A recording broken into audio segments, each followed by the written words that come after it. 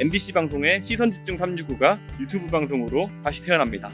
네, 요즘 남성들이 주로 이제 구매하는 잡지에 이렇게 잠옷을 입고 나오셔서 이 닦는 모습으로 많은 남성들이 판매율이 떨어졌다. 뭐 이런 얘기도 좀 있었는데 실제 한 달이 지난 뒤에 결과치를 보니까 올랐습니다. 아 정말요? 예, 확인된 결과입니다. 놀랍습니다. 예. 그리고 정확히는 뒷표지 모델입니다. 아 그렇군요. 또 보기 중요하죠. 예. 전면이 아니 뒷면이에요? 그런데 뒤집어 놓고 팔았기 때문에 사실은 표지 모델과 비슷합니다. 아하.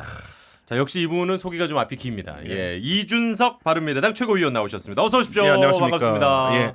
근데 사내한 선서 이거 진행한다고 해서 특별히 수당이 더 많이 나오고 이러지 않지 전혀 않나요? 없죠. 왜 하시죠? 그럼 서비스로 하는 거예요? 서비스라기보다는 그러니까 이래서 그 부모님께서 늘 말씀하셨잖아요. 주변에 지인을 잘 둬야 된다.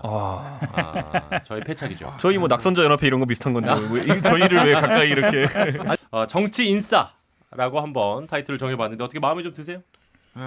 다 알아요. 저희 낙천자인 거. 아, 예. 사실은 이제 아싸인데 네네. 인싸를 꿈꾸는 사람들. 이제 뭐 또 우리가 늘 그 다음 스텝을 향해 또 달려 나가야 되기 때문에 저희들끼리는 예. 뭐 굳이 구분 나눠서 유세차 타본 사람 못 타본 사람 뭐 아하. 그런 부분이 있지만은 예. 백보 2번 걸어본 사람, 한 번도 못 걸어본 사람. 두 번 떨어진 저는 사람. 이 사람 유세차만 타봤어요. 아하.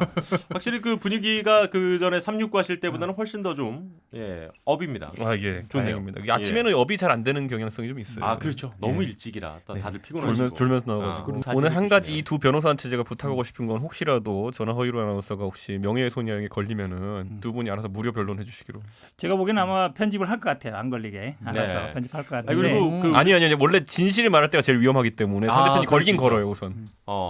어쨌든 아니, 사실관계 설마 방송에서 진실 얘기했다고 걸겠어요? 말도 안 되는. 사실을 얘기해도 또 걸릴 수가 있으니까 명예훼손이. 예, 그렇죠. 그렇게 거는 사람도 있습니다. 그래가지고 사실 뭐 이제 이준석 의원께서는 뭐 아직까지 이제 젊은 정치인이시지만 상당히 그 용어 선택에 있어서 예. 어떤 용어들이 오래 각인되는지는 뭐 본능적으로 알고 계신 분인 것 같아요. 그렇죠. 어느 정도는 이제 체득화돼가고 있는 과정 중긴 한데 네네. 이게 사실 정치 젊은 사람이 한다 하더라도 둘 중에 하나 이제 욕은 어차피 먹습니다. 젊은 사람이 패기가 없다라고 할 때도 있고 어떤 사람은 너무 애늙은이가 됐다라고 네네네. 하는 사람도 있고 어떤 사람들은 젊은 놈이 싸가지 없다라고 할 때도 있고 두 개가 양립하기 어려운 건데 둘 다 욕 먹기도 힘듭니다. 그렇게. 예. 좋네요. 예, 과연 또 우리 이준석 의원께서 얼마나 이게 딱 유튜브 봤을 때 남을 만한 촌철살인의 평가들을 좀 해주실지 기대하면서 자 오늘 드디어 첫 번째 오프닝 길었습니다. 예전에 이제 새누리당도 그래가지고 180석 한다고 자신만만해 하다가 이제 김태현 같은 우수한 이들 영입해놓고도 공천 안 주고 경선 붙이다가 이렇게 한다고 당이 도끼자루 섞는지 모르고 망한 거거든요. 예. 사실 민주당이 딱 그 패스를 지금 가고 있다. 저는 이런 생각을 하고. 좋네요. 이런 거. 또 이준석 최고위원도 예. 이제 좀 화제가 되시기도 했었는데 예. 그 얘기를 또 잠시 후에 나눠보고 홍콩 예. 다녀오셨잖아요. 예, 주말에 다녀왔습니다. 그곳 사실 또 주말마다 대규모의 시위가 계속 있었고 그리고 지금 여러 가지 이야기들이 홍콩도 나오고 있는데 직접 보시니까 좀 어땠어요? 그러니까 지난주가 아니라 지지난주에 이제 그 처음으로 총성이 울렸다 그래가지고 예. 그 홍콩인 대학생들이 국 외에 있는 사람들한테 좀 관심을 가져달라는 요청을 많이 보냈어요. 예. 그래서 저는 이제 대학생 단체 한국과 이제 연락이 돼가지고 갔다 오게 됐는데 가보니까 진짜 제대로 시위하고 있더라고요. 그런데 이제 이렇게 표현할게요. 그러니까 보면 홍콩이라는 곳이 시위를 많이 경험해보지 못한 나라입니다. 그렇죠 아무래도. 그래서 가장 인상적이었던 거는 그들이 저를 보고 하는 말이 자신들은 광주 민주화 운동을 굉장히 생각을 많이 한다라는 이야기를 해요. 예. 그리고 실제로 지난번에도 유튜브 방송에도 한번 보도된 적이 있지만은 임을 위한 행진곡 같은 노래를 이제 맞아요. 개사해서 부르거든요. 예. 그런 걸 보면서 사실 임을 위한 행진곡을 알아듣는 사람이 전 세계에 어디 있겠습니까? 한국밖에 없죠. 그러니까 한국에 강한 이제 구조 요청을 보내고 있는 것인데 예. 이걸 외면하는 게 과연 맞은 것일까라는 생각을 좀 하고요. 이런 얘기를 하더라고요. 자기들이 시위를 하는 방식을 예. 어디서 배웠냐라고 하니까 제가 2004년인가 2005년인가 그들이 얘기하더라고요. 자기들은 시위라는 거를 2004년, 2015년에 그 WTO 때문에 홍콩에 원정 시위 온 한국 농민분들 보면서 그때 굉장히 인상 깊었다라는 얘기를 하던데 근데 그 사람들은 이제 그때 그 기억들을 살려가지고 바리케이트도 치고 이렇게 뭐 하고 하는 것 같은데 참 제가 이런 말 하기 그렇지만은 굉장한 강경 진압이 지금 따르고 있습니다. 그렇죠. 그러니까 영상으로도 돌고 있지만 뭐 지하철에 들어가가지고 이제 뭐 제압하는 모습. 그런 지하철 안에다가 이제 소위 말하는 최루 스프레이 같은 걸 뿌리고 이렇게 하는데. 같은 예. 모습이죠. 예. 그래서 저는 사실 굉장히 힘들었습니다. 그러니까 뭐냐면 어딘가 경찰이 나타난다 그러면은 계속 쫓아다니면서 그걸 촬영하고 이렇게 어쨌든 강경 행동을 못하도록 이제 제어하는 게 저희 외국에서 간 사람들의 역할이었으니까 예. 거의 뭐 10분 간격으로 장소 옮겨다니면서 계속 촬영하고 또 라이브 방송하고 또 경찰들한테 항의하고 이렇게 그러셨군요. 했습니다. 예. 우리나라에서 어떻게 연대했으면 좋겠어요. 그러면 나도 사실 그게 좀 저는 정말 네. 지금 상황을 봤을 때 그 홍콩에서 하는 행위에 대해 가지고 영국과 호주, 미국 정도는 굉장히 이제 좀 유대를 보이고 있는데 우리나라에서는 어쨌든 기본적인 인권의 가치에 대해 정당 입장에서 우선 의견 표명하는 게 지금 바른미래당 외에는 없거든요 지금. 그러니까 공식 논평으로 나온 것이 저는 하다못해 자유한국당 윤상현 외통위원장마저도 예. 이거는 할 수 없다 이렇게 얘기했는데 저는 이런 얘기를 하고 싶은 게 뭐냐면은 제가 얘기했지 그 외교에 있어서 명분론과 실리론이 있다면은 예. 일본에 대해서는 우리 정부가 극단적인 이제 명분론으로 가고 있는 것이고 중국이나 아니면 이런 홍콩 문제에 있어서는 실리론으로 가고 있는데 저는 이 부분을 좀 보조를 맞춰야 된다. 분명히 실리를 따지면서도 명분을 가지고 이야기할 수도 있다. 저는 그렇게 생각합니다. 그 이준석 의원 주말 잘 보내셨냐 이 얘기로 물어봤다가 물론 잘 보낼 수는 없는 주말이셨죠. 워낙 그 아니 거기 있는 분들은 먹고 사는 문제입니다. 지금. 아, 그럼요. 예, 죽고 사는 예. 문제고 먹고 사는 문제입니다. 그러니까 저는 그렇죠. 가장 이번에 가면서 진짜 눈물이 났던 장면이 뭐였냐면은 그 영국 총영사관이 있죠. 예. 그 앞에 이제 시위대가 몰려가더니만은 그 손에 자주색 여권을 꺼내듭니다.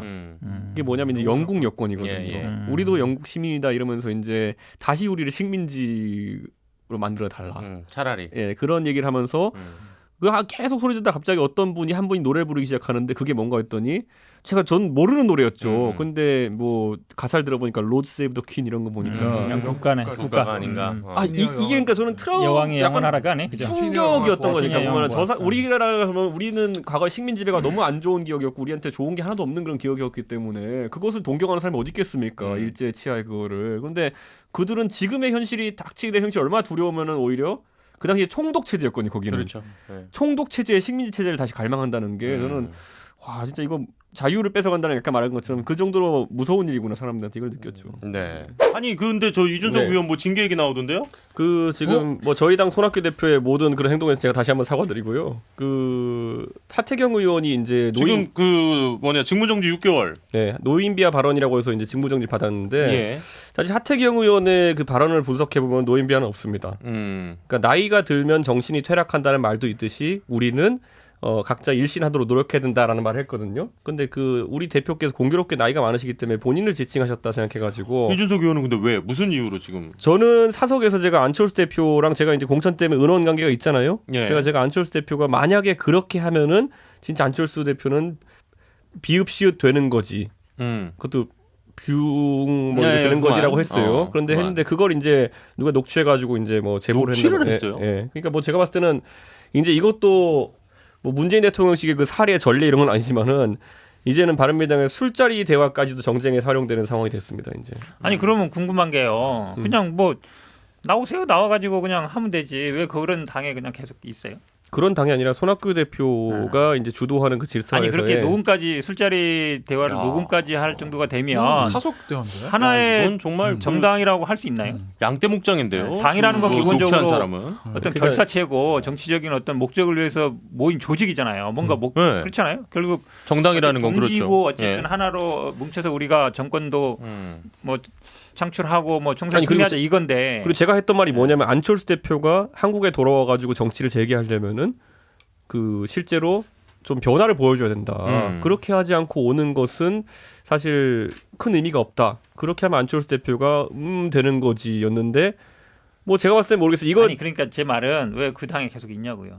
저는 어쨌든 이 당에서 손학규 대표 체제가 거치게 되면은 저는 서강 밑줄 그럴 가능성이 없는데. 제가 농담에 이렇게 얘기할게요. 네. 그 하태경 최고위원을 직무정지시킴으로 인해 가지고 예. 손학규 대표의 유고시에는 제가 대표가 됩니다. 그 가능성 없는 얘기하지 마시고 제가 보기에는 그- 그건 이해가 잘 안 가. 왜 붙어 있어요? 거기 최우수 그냥 대표네. 손학규 대표께서 혹시 퇴진하시면 제가 바로 대표 승계합니다. 오. 최고위원이니까. 그러길 기대하면서 안 나가는 거예요. 농담하는 거. 우리 시간에 세 분 다 그쪽에 대해서 아주 잘 알고 계시니까 그 선거구제 그리고 이제 선거법과 관련해서 어떻게 바꾸려고 하는 거고 준연동 관련해서도 좀 설명을 쭉 좀 쉽게. 근데 현근택 변호사는 준연동제 때문에 혜택 볼 일이 전혀 없습니다. 이 밝은 세상으로 넘어오지 않는 한 어두운 곳에서는 뭐 그게 자, 뭐 우리 이준석 위원장님 뭐 하셨는데 주말에? 저는 굽신굽신 인사. 지하철역에서 인사. 하루 종일 아침 저녁만 할 거 아니에요. 낮에는 안 하잖아요. 아침 저녁 낮에도 해요 그냥 보면은. 왜냐면 요즘 식당 같은데 인사를 가기 어려운 게 네, 맞아요. 없어 사람이 보면. 맞아요. 네. 그리고 그래서 상가 문 열고 들어가는 것도 굉장히 조심스럽고 지역 후보들이 많이 어려워하더라고요. 어쨌든 뭐 진짜 이준석은 잘해요 선거. 네. 내가 봤을 때는 선거 포스터 만드는 거랑 뭐 이런 거 있잖아요. 1등 1등 대한민국에서. 그래서 선거 때나 보잖아요. 당만 받고 무조건 당선. 제일 잘해. 뭐 선거 포스터나 무슨 막 이런 막 캠페인 하는 거 있잖아. 우리 넷이 모여가지고 나중에 선거 기획사나 하자. 그래서 내가 그러다니까 지난번 모든 정당이 영업 가능해 우리는. 아, 그렇게 하면은 그렇네요. 지난번에 법률 컨설팅까지. 제보돈 떨어진 다음에 야, 너 선거 기획사 차려. 넌 대박 날 수 있어. 그랬더니 자기도 그렇게 생각은 한다고. 아 진짜. 근데 기사 찾아보다가 네. 재밌는 기사 봤는데 그거 봤어요 지난번에 뭐요? 안철수 전 대표 와가지고 이준석 위원장한테 미안해가지고 거기 못 간다 그런 얘기를 했대. 봤어요?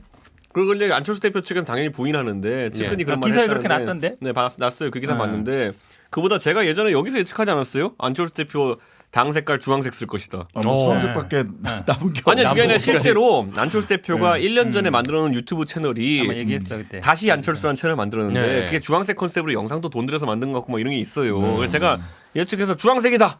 찍었는데 사람들이 웃었거든. 주황색 맞아요. 보니까. 그러니까 아니 오늘도 여기- 되게 자연스럽게 여기 오프닝 아니라 내가 토크가 보기엔 또 S본부 내가 그러니까 이게 뭐냐 내가 문재인 정부 하는 일을 잘 못 맞춰도 안철수 대표 하는 거 맞출 수 있어. 저는 하나 결심한 게 있는데 난 살 때까지 이준석이랑 척지고 안 살 거예요.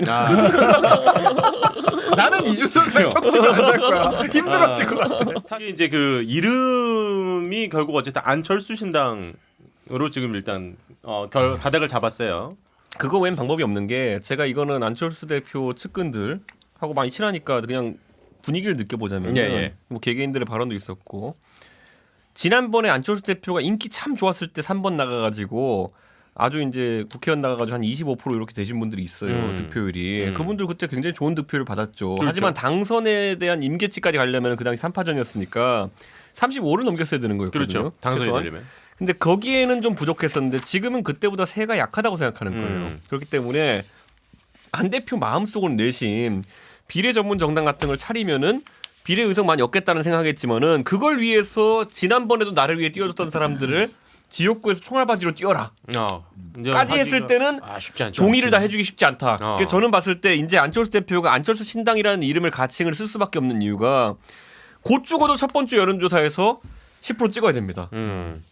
못 찍으면은 예를 들어 한 8 요 정도까지 찍지 못하면은 아무도 그를 위해 지역구 출마해줄 사람이 없을 것이다. 1. 두 번째는 그렇게 했을 때 그럼 그 지역구 출마해주는 사람들 없이 비례 전문 정당 만들었을 때 가능성이 있느냐? 없죠. 없다. 네. 그래서 그 현실적인 선 때문에 어쨌든 처음에 이제 극약 처방으로 안철수 신당 간 겁니다. 아니 생각해 보세요. 시간이 없고 2008년도에 서청원의 고민.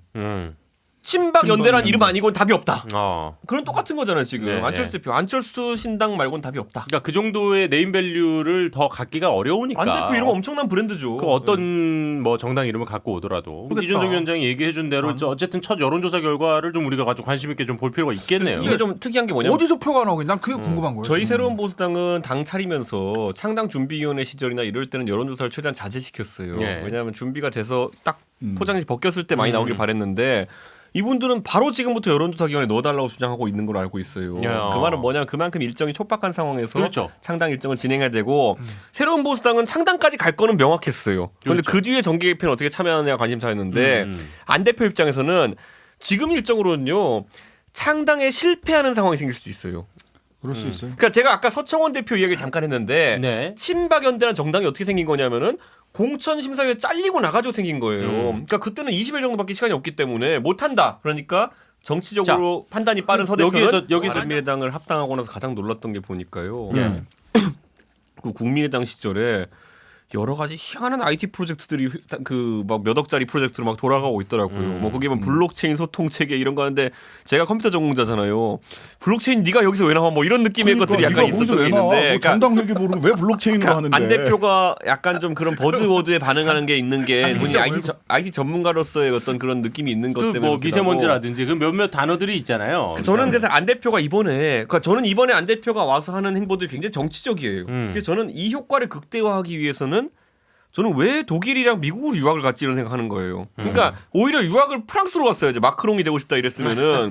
만났어요 이번에 프랑스 대사. 그러니까 그런데 대사를 만나면 뭐하나. 그러니까 1년 반 동안 만났어야지. 1년 반 동안 다른 거 한 다음에 갑자기 프랑스 대사관 가가지고 마크롱을 뭐 이렇게 연상시키게 하려고 하니까 저는 안 대표가 본인이 중량감 있는 정치인이니까 예를 들어 유럽의 정치 지도자들과 교류하면서 마크롱은 아니더라도 그 당을 했던 사람들 이런 사람 교류하면서 그걸 배워왔다 이랬으면은 오 새롭다. 예. 와가지고 4차 산업혁명이라는 거 얘기하지 않고 그런 얘기를 하네? 정치적으로 안철수 대표가 공부를 많이 해왔고 고민을 많이 해서 왔구나 했으면은 지금 메시지들이 좀 권위가 설 것 같아요. 니들이 모르는 거야 임마 이런 게. 그쪽에 지금 있는 분들은 일단 지역구는 다 나간 다음에 네. 비례대표 남은 사람들끼리 자기들끼리 셀프 제명하겠다는 건데 윤리 제명을 안 거쳐도 돼요? 그게 제가 그래서 말씀드린 게 뭐냐면은 그 조항을 저희가 찾아 먹으려고 바른정당계가 먼저 안철수계 그 제안을 해가지고 그 비례대표 제명해서 나가서 창당하자 그랬어요. 근데 그 당시에는 안철수계가 미온적이었던 거지. 그게. 그러니까 무슨 말이냐면은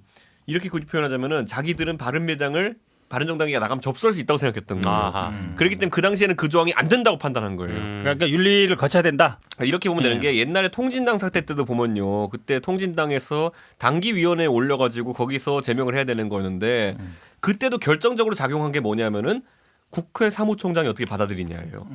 당적 변경을 국회 사무총장이 승인해 주느냐 마냐거든요. 신청서를 넣었을 때. 근데 그 당시에 우리가 그 변혁이라고 하는 그 팀에서 안철수계를 꼬드겨 가지고 이제 저희가 그 절차를 똑같은 조항으로 하려고 했을 때 그때 우리가 판단했던 건 뭐냐면은 민주당이 그걸 좋아할 리가 없다.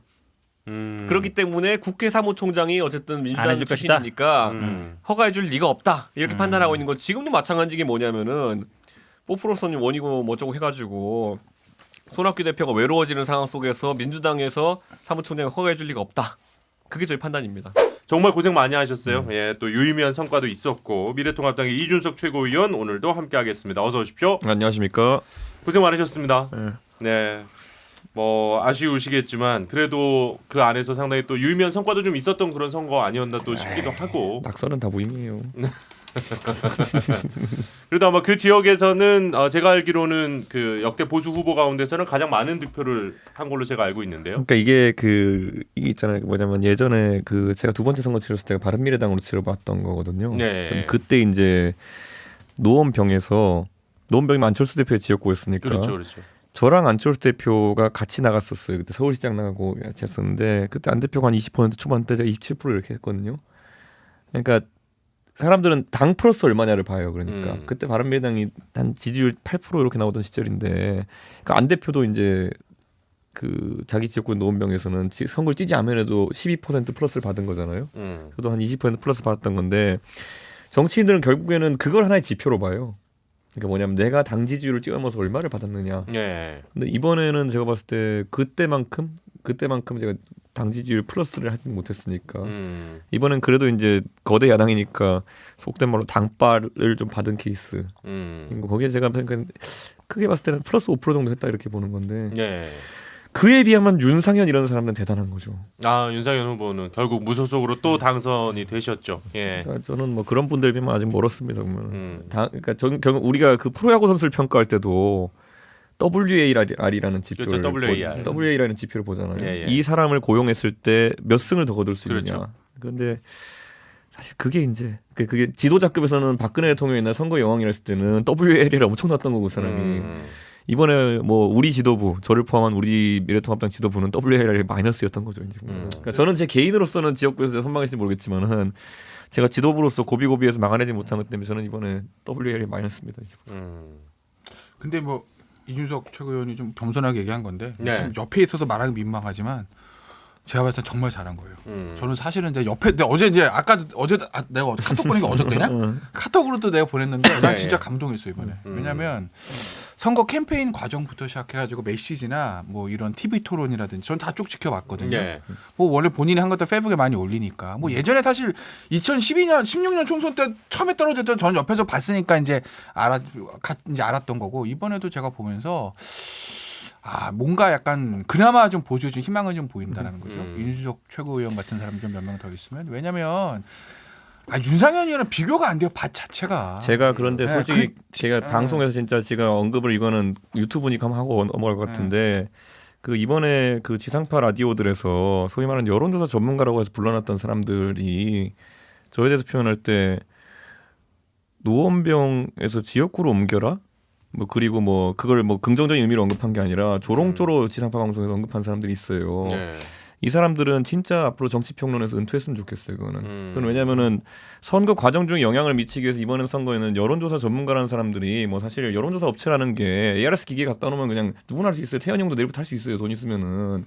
근데 거기서 무슨 선거 판세에 영향을 주는 뭐 거기는 돌려볼 필요도 없으니까 안 돌려보는 거다. 뭐 이준석은 그냥 접고 집에 이런 얘기를 하고 앉아 있다는 게 그건 선거하는 과정에서 굉장히 그거는 부적절한 공중파 방송에서 언급들이었어요. 그거는 이렇게 유튜브에서 그렇게 장난친 것도 아니고 그렇죠. 저는 이번에 근데 이걸 그거 보면서 좀 대단한 것 같아요. 얘기 있잖아요. 그 전환 배치를 이번에 미래통합당이 많이 했어요. 네. 전환 배치를 하면 뭐 영남 4선을 갑자기 수도권에 한번 그렇죠. 올려보기도 하고 이런 걸 했거든요.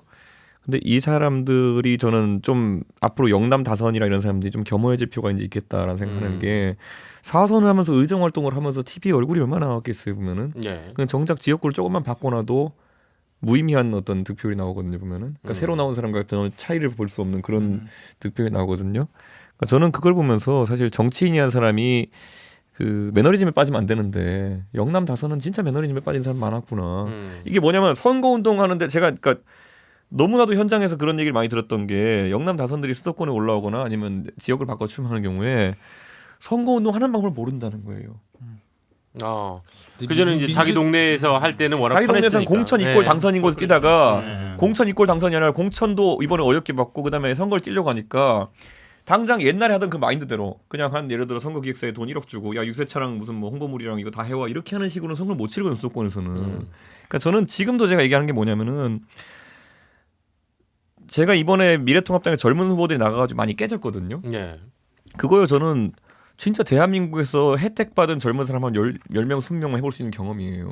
근데 이거 엄청 큰 자산입니다. 저는 민주당이 과거에 아까 말했듯이 부산에 그런 투자를 해가지고 지금 성과를 낸 것처럼 이번에 미래통합당에 깨진 후보들 이번 선거 깨지고 나가지고 제가 다 개인적으로 소통하지만은 낙담한 사람 단 하나도 없어요. 자기는 놀랐다는 거예요. 아 선거가 이런 거구나. 그 중에는 유튜브 하면서 속된 말로 입 털던 애들도 있고, 네. 예? 뭐 가가지고 자기도 제가 어떤 동생한테 딱 전화를 들었는데 얘기하는 거예요. 형님, 저 지금까지 유튜브 한 거 다 내리고 싶어요 이러더라고요. 왜냐면 사람을 평가하고 선거를 평가했던 제가 참 부끄럽습니다는 얘기하는 경우가 굉장히 많아요. 그러니까 그런 거 있잖아요. 우리가 지금 와서 이제 이런 거 하는 거. 지역구를 갈고 닦는다라는 의미에 대해 가지고 저도 그 얘기를 굉장히 많이 들었거든요. 뭐냐면 쟤는 방송 나오지 지역 관리 안 한다라고 그냥 막 유포해요. 근데 이번 선거 결과면 제 지역 관리 안 했을 리가 없잖아요. 그러니까 이런 어떤 그러니까 사람이 화장실 가는 모습을 중계 안 한다 그래가지고 화장실 안 가는 거 아닌 것처럼. 근데 그걸 굉장히 인터넷 커뮤니티나 이런 데서는 가볍게 얘기해요 사람들이.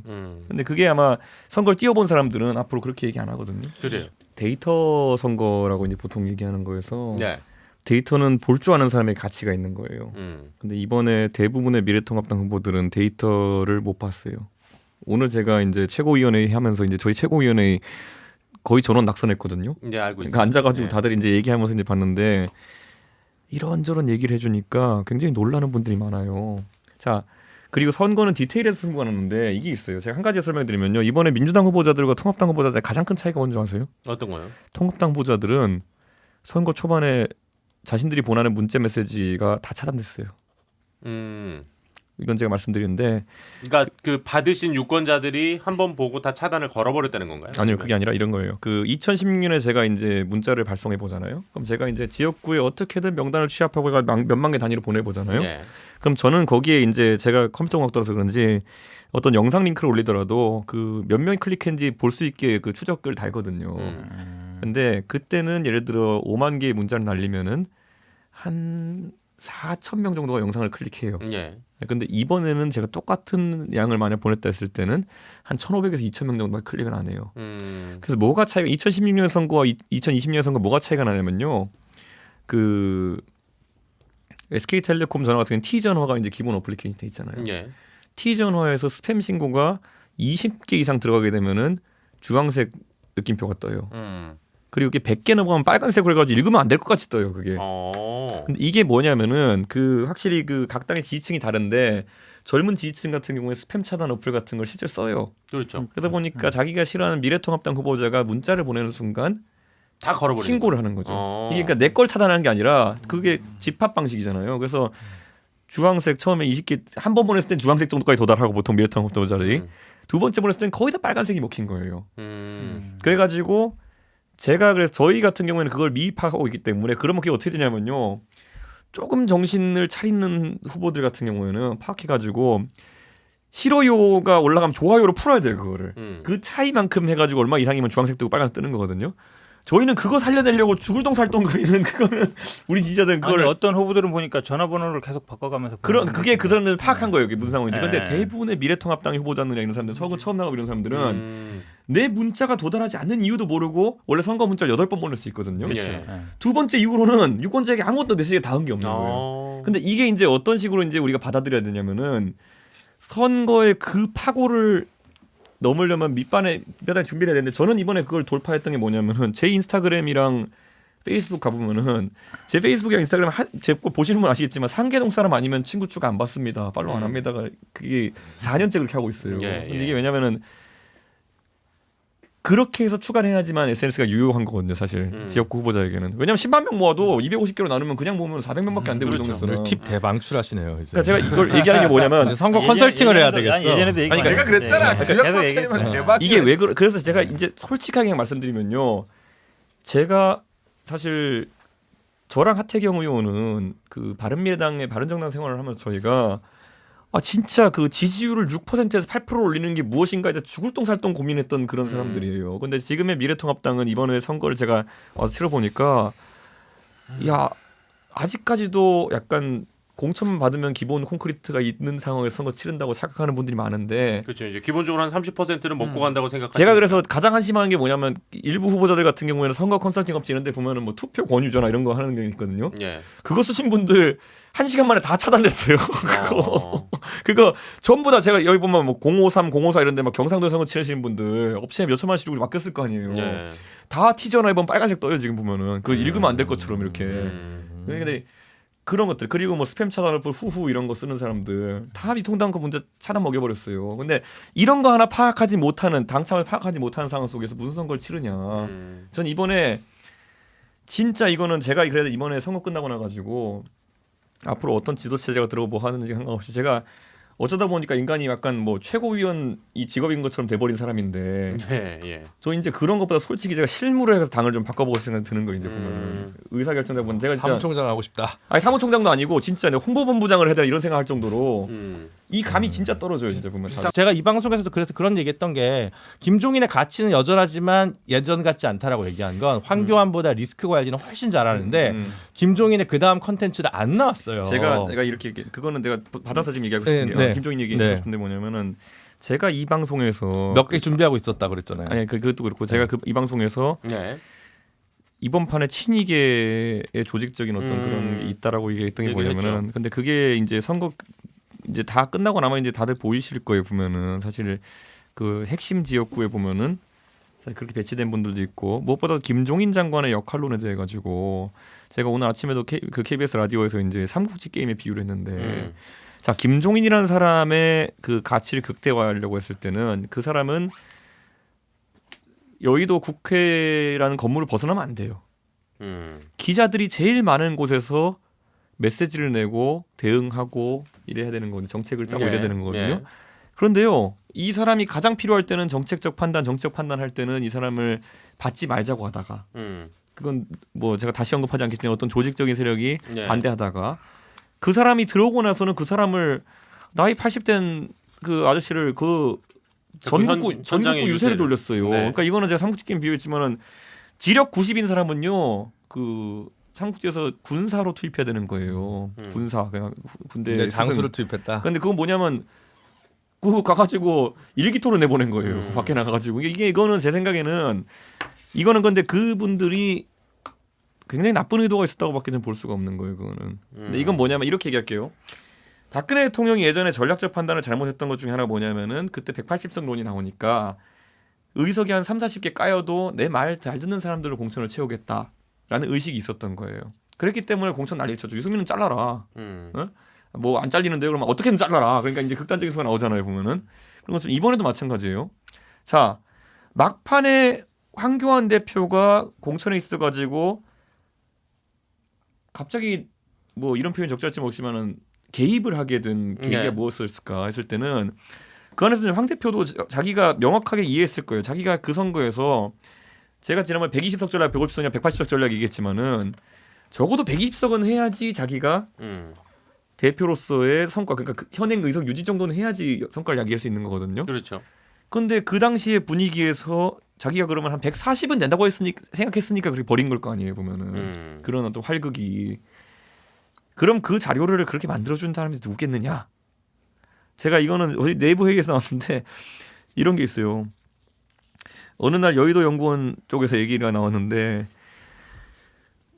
그러니까 ARS가 아니지, 그 여론조사를 했을 때, 예? 그 요즘은 샤이 보수가 많은 것 같으니까 유선 전화 비율을 20%에서 30%를 상향하겠다는 취지로 이야기를 한 거예요. 그게 뭐냐는 거죠. 그게 아니, 여론조사라는 건 정당이 전략을 짤 때 최대한 불리하게 보수적으로 해석하는 게 여론조사예요. 그렇죠. 그래야지 뭐 전략이 대안을 나오는 건데 마련하죠. 예. 20%로 하면 너무 비관적이 30%로 하겠다는 얘기 말이 되냐고요, 유선 전화 비율을. 당연히 유선 전화 비율이 높으면 이제 나이 드신 분들이 많이 받게 되니까. 아니 그래가지고 그거를 군 단위에선 그렇게 할 필요가 있죠. 근데 그 외에는 필요 없죠. 그래도 아니 예. 그래도 황교안 대표가 그걸, 그러니까 저는 어느 순간에 이제 저도 황교안 대표로 이제 얘기를 하니까 회의에서 보면은 우리가 좋아요 뭐 이렇게 하는데 밖에 나오는 것들 여론조사 보면 뭐 60대 35로 지고 있고 뭐 이런 상황이잖아요. 보면 아 도대체 어떤 데이터를 받아보고 있길래 나한테는 이렇게 얘기하는 거지? 근데 또 대회비래요. 또 이제는 원래는 저도 총선을 여러 번 치러봤지만은 총선을 치러봤지만은 원래 여의도 연구원에서 후보들은 자료를 보내줘요. 네네네. 근데 이번은 원래 그 여의도 연구원도 그렇고 그렇죠. 이번엔 적극적으로 민주연구원 요청하지 않는 한 보내주죠. 후보들은 또 맞지. 보내주지도 않아 또 이제 보니까. 이거는 제가 이번에 봤을 때는 그러니까 저는 이렇게 이야기하고 싶은 거예요. 그 어떤 사람들은 그 상황 속에서 황교안 대표를 대선 후보 만들기 전략이라고 생각해서 자기들이 그럴 수도 있어요. 근데 눈과 귀를 가렸다고 좀 봐요. 여연연구소 발로 185대 115 그 얘기가 싹 돌았거든요. 네. 그래서 이제 박경영 위원장이 갑자기 이제 개헌 저지선 위험하다 이래가지고 뭐 그때 이제 갑자기 주말에 뭐 그렇죠. 이렇게 그래서 급하게 100석 그러면 뭐 이하도 나올 수 185대 있다. 115가 거기서 나온 게 맞아요? 그거는 저는 진짜 모르는 게 뭐냐, 안 보내줬다니까요. 안 보내줬다고? 내가 최고위원인데 안 보내줬다니까요. 적극적으로 얘기하지 않는 한 안 보내줘요. 그러니까 최고위원도 안 보내주면 누가 보내줘? 그러니까 제가 최고위원은 선대위 부위원장이잖아요. 근데 그러니까 제가 얘기하고 싶은 게 뭐냐면은 물론 제가 뭐 선거 뛰느라 바쁘니까 제가 요청도 적극 안 한 것도 있겠지만은 뒤집어 말하면은 이게 이번에 선거를 뛰는 후보들은 원래 여연 자료를 정확히 파악하면요. 지난 선거 때만 어땠냐면은 당신이 20대에서 지고 있고 40대에서 이기고 있고 뭐 여성에게 표가 덜 나오고 남성에게 이게 있어야지 바로 그 다음날 유세에 반영이 가는 거거든요.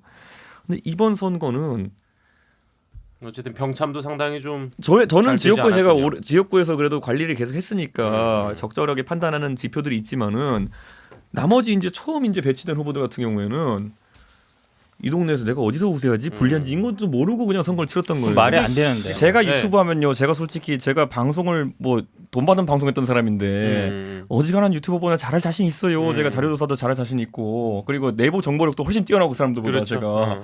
근데 안 한 이유가 뭐겠어요? 그거 100만 명 모아도요. 동네에 4천 명이에요.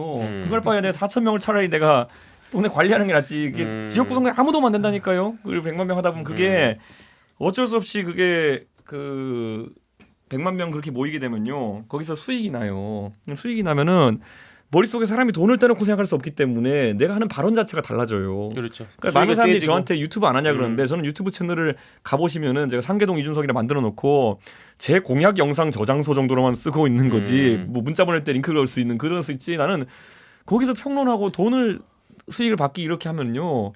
그럼 그거는 영향을 벗어날 수가 없어요. 네. 그러니까 민주당이 제가 10년 고생했잖아, 사실은. 2008년도 10년 고생했지. 고생했죠. 아니. 그러니까 그 2년 공천하고 막 이러면서.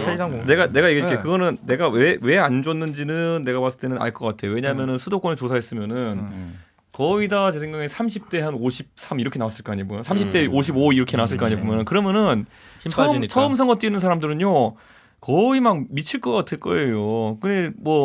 근데 예를 들어 그렇다면은 박빙진은 알려줘야지 그러면은. 그렇지. 박빙진이나 네. 경합진이나 아니면 좀 이런 상황을 알려줘요. 근데 그렇게 하면 여긴 줬는데 안 줬다 할까니까 아예 안 줘버린 거지. 그러니까 아까 말했듯이 피드 효과인 게 줄 수 없는 데가 많다 보니까 다 못 준 거야. 제가 2012년에 이제 보수가 마지막으로 총선에서 이기는 선거를 할 때 저는 제가 후보를 안 꼈기 때문에 그 내막을 굉장히 세세하게 제가 들여다봤거든요. 모든 회의에 제가 들어갔으니까 내가 내 선거가 없으니까. 그래서 오히려 그때 이제 보수가 무서운 지점이 뭐냐. 그때 박근혜 대통령도 그때 비례 11번인가 나갔고요. 저 안 나갔죠. 김종인 위원장 안 나갔죠. 그다음 이상동 교수 안 나갔죠. 그러니까 총선 컨트롤 타워 우리가 했었거든요. 그때는. 네. 이렇게 보면 느꼈던 게 뭐냐면은 결국에는 그 왕좌에 앉아 있는 사람이 어떻게 움직이냐가 되게 중요해요.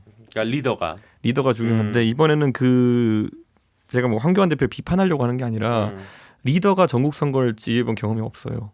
그게 너무 티가 났어요. 그러니까 가장 대표적으로 드러난 게 제가 이제 이거는 아마 언론에 처음 얘기하는 걸 텐데 그 박근혜 비대위에서 저희가 선거 치렀을 때 제가 가장 기억에 남는 거는 제가 먼저 약간 주도를 하긴 했지만은 그때 152석인가 152석일 거예요. 152석이 나왔을 텐데 결과로 선거 끝나고 그 다음 날 제가 던졌던 게 뭐였냐면은 MBN 방송에 나가가지고 나는 개인적으로 이번 선거에서 과반을 했지만은 과반이 깨지더라도 문제가 되는 후보자들에 대해 가지고는 출당 조치를 해야 된다. 그래서 그때 2명이 실제로 사실상 그 탈당 권유당에서 출당됐어요. 당선자가. 네, 네.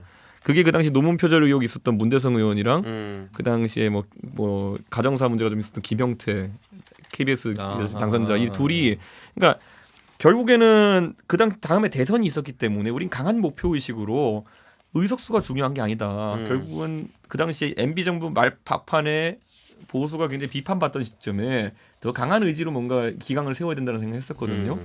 제가 먼저 던지겠지만 그걸 박근혜 대통령도 그렇고 전부 다 받아가지고 바로 추진력 있게 갔던 거거든요. 사실 이게 쉽지 않아요.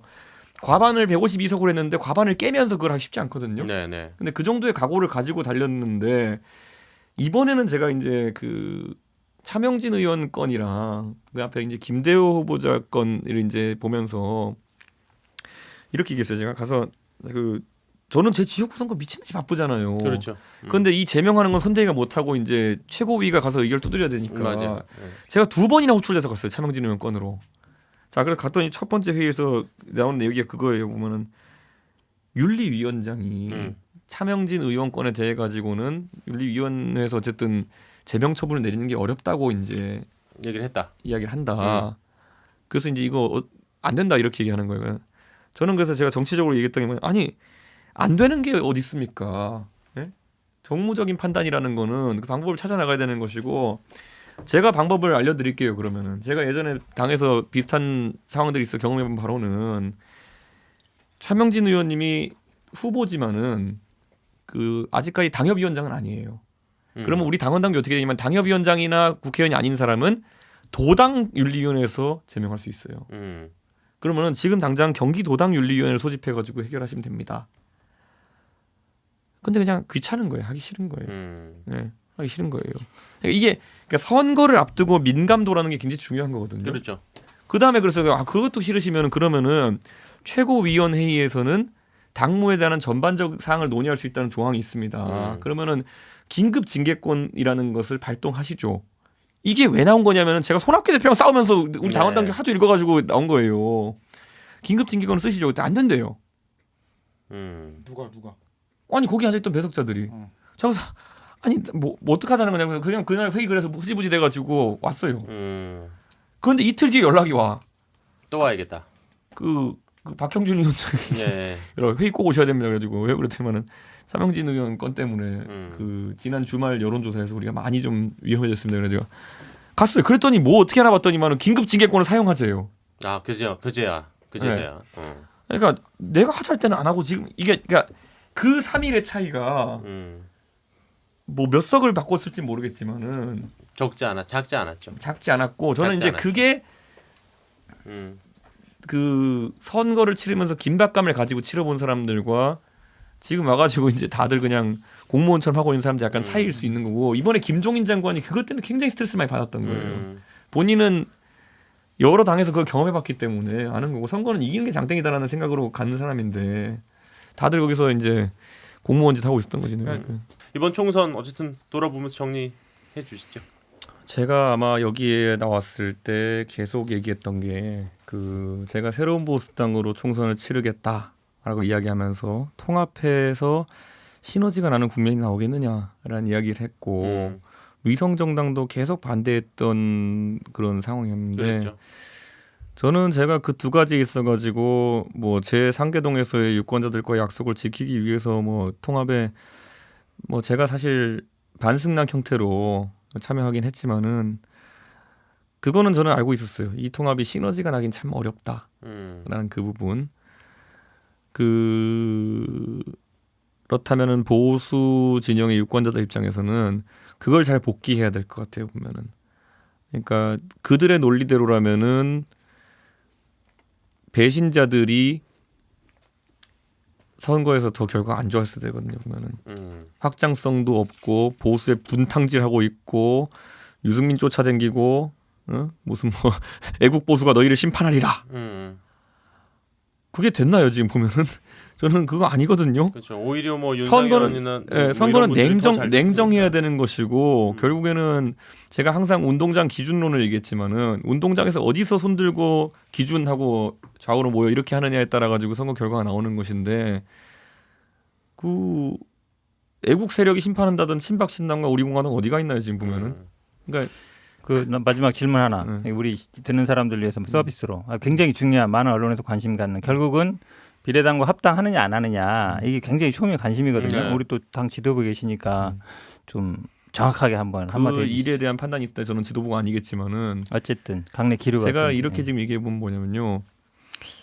그 비례 위성 정당에 대한 시도는 제가 줄기차게 비판해 왔지만은 빨리 양당이 잘못을 시인하고 그걸로 교섭단체를 나눠가지고 뭐 이득 보겠다는 생각 빨리 버려야 됩니다. 그거는 양당이 이거는 타협도 아니고 눈치 보면서 쟤네가 할지 모르니까 우리가 빨리 합당 안 하겠다 이렇게 하는 것보다는 먼저 손들고 합당하고 국민들한테 잘못 시인하는 쪽이 그거는 더 솔직합니다. 그거는. 그러니까 미래통합당이 그렇게 할 거예요? 저는 제가 지도부에서 지금 만약 그게 이제로 올라오면은 당장 해라. 공수처고 나발이고 당장 해라. 합당해라.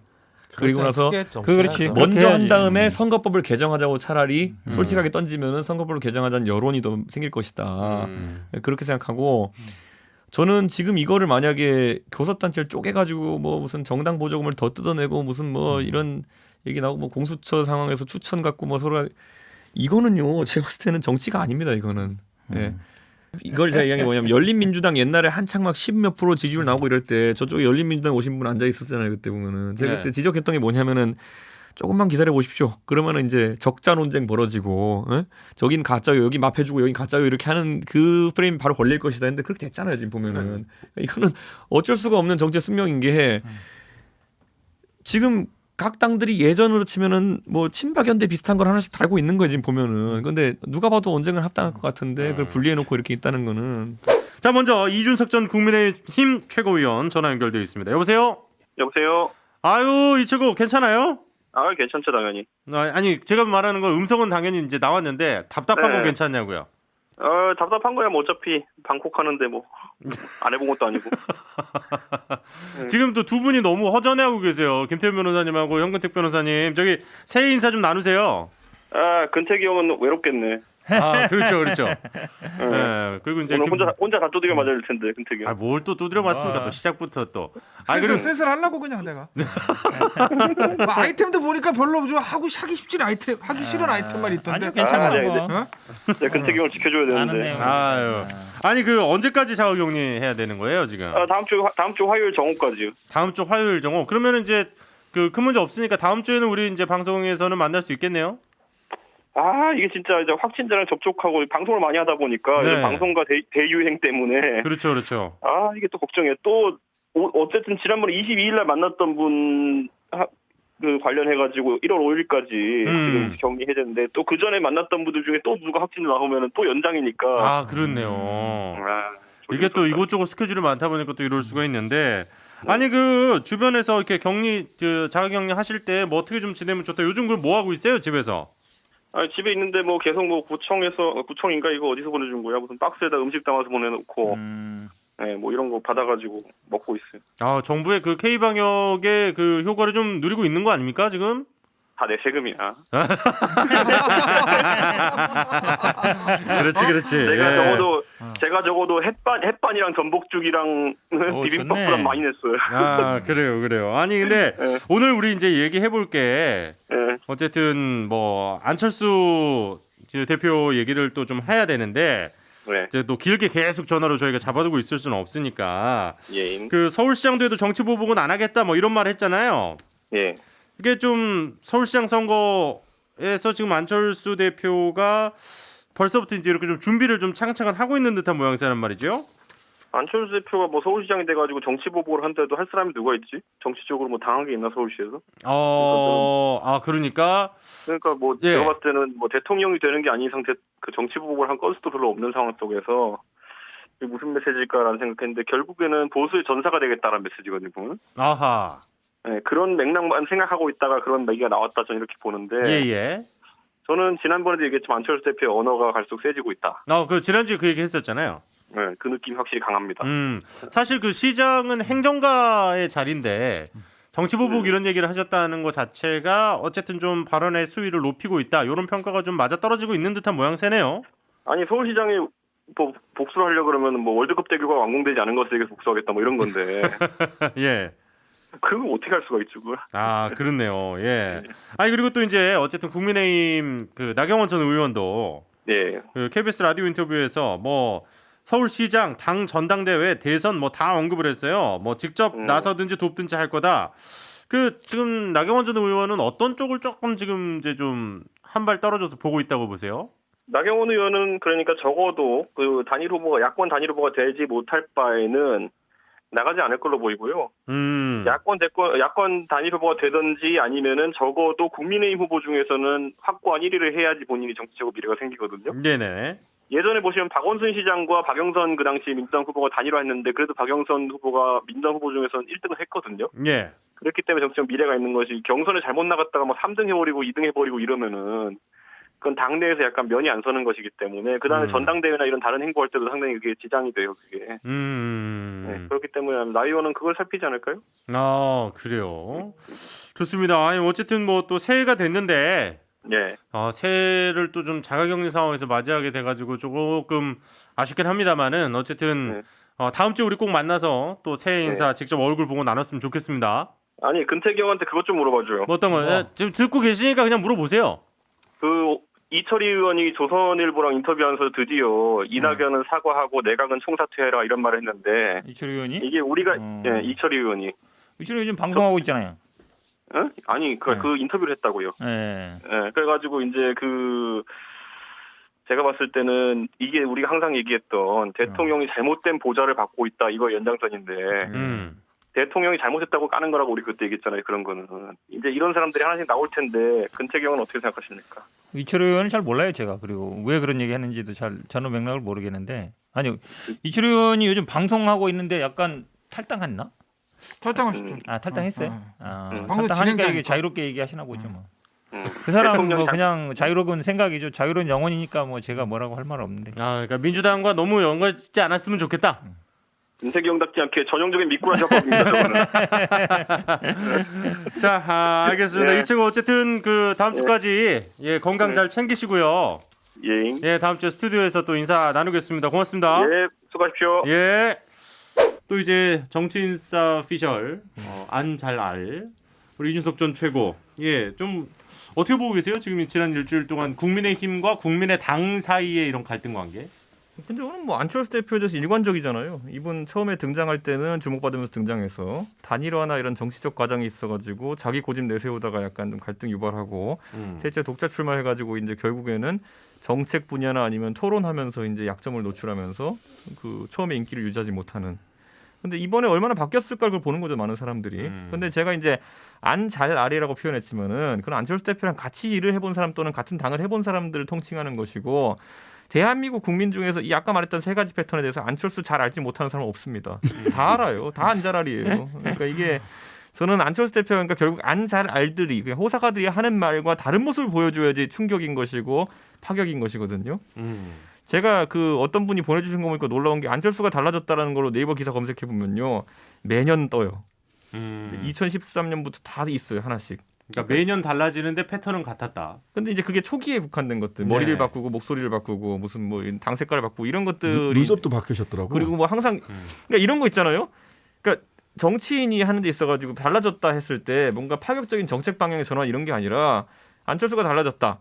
드디어 측근들과 술을 마시기 시작했다. 뭐 이런 거거든요. 네. 그러니까 다른 정치인들 기본으로 하는 것들을 드디어 달라졌다 이렇게 하면 기사가 나는 것들이 있었는데 저는 이제 그만 까고 이제 여기서 주목해야 될 거는 결국엔 단일화 과정에서 안철수 대표가 지금 이제 계속 입당은 안 된다 이렇게 얘기하고 있거든요. 그렇죠. 그러니까 그 단일 후보 결정은 이전 거를 분노한 서울시 그 시민들이 하는 거다. 그러니까 이 말은 입당 안 하겠다라는 얘기와 크게 다르지 않아 보이거든요. 근데 입당과 합당을 하지 않겠다는 얘기는 이렇게 해석하시면 되는 게 나는 이번에 서울시장 선거를 어쨌든 나가고 예. 치킨 게임 해가지고 내가 접든지 말든지 그러면은 나는 나가서 이제 서울시장 되면은 내가 정계 개편을 하겠다라는 얘기를 하는 거예요. 그러니까 안철수 대표가 서울시장에 당선되고 그게 만약 국민의힘에 도움 없이 당선된다 그러면 정계 개편이 가능해지는 거거든요. 예. 거기다가 본인이 그래서 지난번 윤석열 얘기도 했잖아요. 윤석열 총장이 자기 아랫사람인 것처럼 표현하기 위해 가지고 내가 예전에 그 사람한테 비례 제안한 적 있다 이런 식으로 얘기했잖아요. 그런데 그게 뭐냐면은 윤석열 총장은 같이 할 것 같은데 상하관계를 나누고 어쨌든 국민의힘과 다른 제3지대를 구축하겠다는 얘기를 또 하는 거거든요. 그러다 보니까 이제 국민의힘에서 좀 빠릿빠릿한 사람들은 안잘알들은 이제 움직이는 거죠. 저거 이제 시그널이다. 분명히 나중에 가면은 단일화 수틀렸다 그러고 3자 출마하겠다 할 것이다. 그렇기 때문에 이제 그 바람 빼기 작업. 자, 일단은 방송 날짜로는 어제 그 선별검사소 가서 봉사활동을 또 하셨어요. 그래서 약간 본인의 그런 좀 전문적인 이미지를 또 한번 보여주고 싶어하는 거 아니냐 이런 해석들이 근데 있더라고요. 이게 있어요. 그러니까 정치진들이 정치적으로 답답하지 않다를 느끼게 해주려면은 시험 과목이 떴을 때 그 시험 과목에 집중해서 답을 내놔야 되는 거거든요. 그렇죠. 예. 그렇기 때문에 예를 들어 예전에 우리 또 다시 얘기하지만은 손학규 대표랑 우리가 미친 듯이 바른미래당에 싸우고 있는데 오랜만에 또 안철수에게는 또 연락하면 답이 없어. 그러니까 이게 뭐냐면은 결과가 어떻게 되는지 우리는 결과에 따라서 약해진 놈을 치겠다. 이게 뻔히 보이는 거거든요. 보면은. 예. 그러다 보니까 이번에도 마찬가지인 거죠. 이제 단일화가 하나의 화두가 되고 입당 문제 아니면 구도 문제를 어떻게 짜느냐가 화두가 됐는데 안철수 대표는 본인의 전문 분야고 당연히 지지율 대중 지지율을 높일 수 있는 영역이니까 의료봉사를 갔겠죠. 근데 정작 지금 숙제는 그게 아니거든요. 지금 보면은. 그러니까 저는 이런 것들이 반복되면은 신뢰관계 깨집니다. 왜냐하면 지금 상황에서는 단일화를 입당을 하라라고 사실 오세훈 시장은 본인 망신당해 가면서까지 어쨌든 17일이라는 시한을 제시한 거고 그게 후보 등록일이거든요. 이제 그런데 이제 문제는 오세훈 시장과 결국 안철수 대표는 못 만나게 됐죠. 그리고 약속 깨고 뭐 이게 이제 네. 보니까 이게 굉장히 저는 여기에 조금 더 정치 전문가들이 붙어가지고 조율을 해야 되는 것이 저는 제가 항상 얘기하자면 제가 어느 정도 얘기까지 했냐면은 저는 제가 안철수 대표에 대해 가지고 이것저것 지적했던 이유가 단일화 안 된다는 거였어요. 이대로 가면은. 그렇기 때문에 저는 단일화를 해야 된다는 당이론 속에서 뭘 하냐면 안철수 대표가 그런데 입당이나 이런 것에 대해 가지고 전향적인 입장을 밝혀라가 이제 요구 사항이거든요. 왜냐면 이렇게 가다 보면 아까 신장식 형님 얘기한 것처럼 나중에 가지고 국민이 단일화해 주십시오. 이건 난장판이에요. 자, 그래서 저는 이번에 보면 정진석 의원이 저희 당 공천관리위원장인데 이분도 진짜 한 성격 하는 분이거든요. 그렇죠. 굉장히 터프한 분이에요. 네. 그래서 이번에 룰이 나온 걸 보면 저는 깜짝 놀랐던 게 뭐냐면은 야, 이 룰은 완전히 안철수 들어올 수 없는 룰인데라는 생각이 드는 거예요. 자, 1대1 스탠딩 토론으로 붙으라 그래요. 자, 이게 제가 안철수 대표 비하고자 하는 게 아니라 사람들이 알잖아요. 약점이 있는 게 거기에 1대1 스탠딩 토론으로 붙어야 되는데 4번을 붙어야 돼요. 자, 그 두 번째 뭐냐면 여론조사에서 우리 당 지지층과 무당층만 원래 보통 조사를 하는데 예. 그거 관계없이 시민 조사를 하겠다 그랬어요. 자, 그럼 이거에서 가장 타격 있는 사람이 누구냐면은 안철수입니다. 제가 근태경한테 지금 가가지고 물어봐요. 안철수가 싫어요, 오세훈이 싫어요? 그러면은 정상적인 문재인 대통령을 강하게 좋아하는 지지자 그럼 안철수 되게 싫어한다고 그럴 겁니다. 그러니까 이건 안철수 대표는 되게 불리한 조항이에요. 또 거꾸로 당내 경선에서도 만약 이렇게 되면은 일반적인 민주당 지지자들한테 가가지고 그럼 우리 당내 후보들 두 분 유리하게 거론되는 분들한테 나경원 대표가 싫어요, 오세훈 시장이 싫어요 이렇게 물어보면은 저는 답은 정해져 있다 봅니다. 누구요? 근데 말은 안 할게요. 근데 이게 이런 식으로 제가 봤을 때는 이게 굉장히 강한 룰이거든요. 이게 지금까지는 이런 룰이 경선에 등장한 적이 없습니다. 일반 대중 그 여론조사 하자는 것이 저는 그렇다 보니까 저는 우리 당에서도 저는 그런 지점 안 대표가 최근에 하도 언사를 그렇게 좀 세게 하다 보니까 우리도 룰을 강하게 해서 약간 치킨 게임 같이 가는 게 있는데 저는 오히려 단일화를 하기 위해서는 안 대표는 입당을 해야 되는 것이고 우리 당에서는 룰을 풀어야 되는 것이거든요. 그래서 이제 입당만 하면 저희가 제가 유세차라도 입당해서 최종 후보가 되면 안철수 대표한테 제가 유세차 운전해 준다 그랬는데 네. 제가 딴 게 아니라 그거 굉장히 중요한 겁니다. 단일화를 성사시키기 위해 가지고는 내려놔야 돼요. 제가 노무현 대통령을 제가 칭찬 별로 안 하는데 단일화 과정에 대해서 굉장히 칭찬하는 게 노무현 대통령은 자신감 세 글자가 묻어나는 사람이었기 때문에 그렇죠. 정몽준이 아무리 대중 지지율이 높고 이렇게 한다 하더라도 뭐 여론조사님 아니 니네 마음대로 해라 했어요. 그러다 보니까 그런 걸 보고 국민들이 야 노무현이라는 사람 뭐 멋쟁이네 이러면서 몰아준 거거든요. 이준석 최고가 보니까 그래도 단일화에 대한 미련이 있는 것 같아요. 미련이 아니라 이거는 미련이 아니라 네, 내 솔직히 필요하다고 그러니까 지금 필요하다 보는 보는데 거죠. 사실은 야. 아니 어떤 사람이 안철수 대표가 들어가서 경선할 거라고 생각한 사람 아무도 없잖아요. 아직도 그것 때문에 룰 얘기한다는 것 자체가 제가 보기엔 이해가 안 가고 그러니까 사실 무조건 나는 어쩌면 그냥 단일화하라는 거 아니야 그냥. 가능성이 있다 그러면 저는 예. 단일화에 있어가지고는 네, 요 얘기까지만 드릴게요. 감동 있는 단일화라고 보통 사람들이 얘기하는 거는 뭐 반전이 일어나고 이런 것도 기대하는 사람들도 많은데 결국엔 결과를 모르는 상태에서 들어간 단일화가 제일 감동 있는 단일화예요. 그 과정에서 치열하게 경쟁하고 하는 게 중요한 건데 이 단일화 판에 있어가지고 아까 안철수 대표가 말했던 단일화 이한에서는 내가 후보가 되지 않을 수도 있어라는 생각을 해갖고 단일화에 참여하는 것이 굉장히 중요한데 아까 말했잖아 당내 경선 안 한다 그러잖아요. 당내에 들어와서는 안 네. 하고 당내에서 원샷으로 당그 트랜스 하는 거 안 하고 1대1로 나중에 단일화하는 것만 그렇죠. 다들 의향이 좀 있는 건데 네. 그러니까 저는 그런 거예요. 자, 그 구도화에서 만약에 내가 지는 단일화는 안 돼 이러면은 자 지금 그 형식을 정해놓지 않으면은 예를 들어 지금부터 한 달 동안 예를 들어 국민의힘에서 그 경선을 해가지고 붐업이 좀 됐어요. 나경원이든지 오세훈이든지 다른 후보든지 굉장히 인기가 좀 올랐어요. 예. 그래가지고 대중 지지율에서 안철수 대표를 추월하는 상황이 나왔어요. 그렇게 했다면 안철수 대표 갑자기 그 상황에서 나 질 것 같은데 단일화 안 해야지 또 이렇게 나와버리면 그거는 지금 시작하는 의미가 없는 거예요. 그래서 그러니까 많은 사람들이 룰에 대해 가지고 집착을 하고 빨리 그런 대화를 이끌어내길 바라는 건데 결과 보고 내가 되는 것만 하고 아니면 안 하겠다 이렇게 가버리면은 그거는 지금 파열음 나는 것보다 3개월 뒤에 파열음 나잖아요. 그거는 선거 해볼 필요도 없는 거예요. 그런데 이거를 우린 너무 많이 봤기 때문에 안 잘 알들은 두려워하는 거예요. 그러니까 일단 이준석 전 최고는 어쨌든 야권 단일화가 필요하다는 거에 대한 필요성을 워낙 절감하다 보니까 더 이런 얘기를 단일화 하시는 해야죠. 것 같고 윤석열 검찰총장 이제 별의 순간이 왔다. 아, 김종인 비대위원장이 이제 그런 얘기를 했습니다. 인간이 살아가는 과정에서 별의 순간은 한 번밖에 안 온다. 뭐 네 분은 이 얘기 어떻게 들으셨는지 지금 대권 도전하라는 의미인가요? 아니요, 이거는 근데 이거 이거는 무슨 얘기예요? 아, 그렇지 또 김종인 위원장의 복심. 대변인 김자랄. 네. 그런데 이게 이 타이밍이 나온 거는 안철수 대표랑 떼어놓고 생각할 수는 없어요. 그러니까 결국엔 아까 말했듯이 질문이 안철수에 대한 질문이었어. 그렇죠. 그러니까 이게 정계 개편이라는 것이 아까 얘기했듯이 예. 이제 사실 이번 보궐선거 끝나면은 대선 주자 중심을 얽힐 겁니다. 그렇죠. 근데 우리가 이렇게 생각하면 되는 게 한 지붕 아래 두 명의 대선 주자가 있고 한 대선 주자가 다른 대선 주자를 영입하는 경우는 볼 수가 없습니다. 당연하죠. 그럼 말이 안 되는 거예요. 예. 그러니까 김종인 대표의 지금 생각은 본인이 어쨌든 그 비대위원장 하는 동안에는 그게 항상 표출될 때는 다 싫어하는 것처럼 보이지만은 누가 득세하는 걸 좀 막아야 되겠다는 생각도 있는 거예요. 그러니까 뭐냐면은 당 외에 있는 훌륭한 대선 주자분들이 다 당에 들어오기 전까지는 저거 누가 헤게모니를 잡는 상황은 발생하면 안 된다. 그럼 들어오지 않거든요. 그럼 자연스럽게 또 뭐냐면은 제3지겠다 하겠다는 사람이 나와요 보면은. 예. 그게 선거 때마다 이제 제3후보로 항상 나온 사람도 있는 것처럼.